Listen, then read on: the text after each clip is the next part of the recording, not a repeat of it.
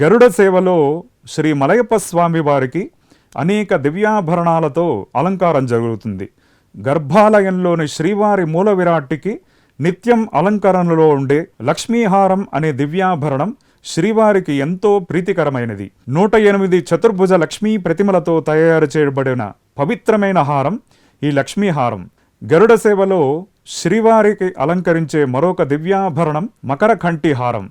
మైసూరు సంస్థానపు రాజులు బహూకరించిన విలువైన వజ్రపు ఆభరణం మకర కంఠి. ఇక సహస్రనామహారము.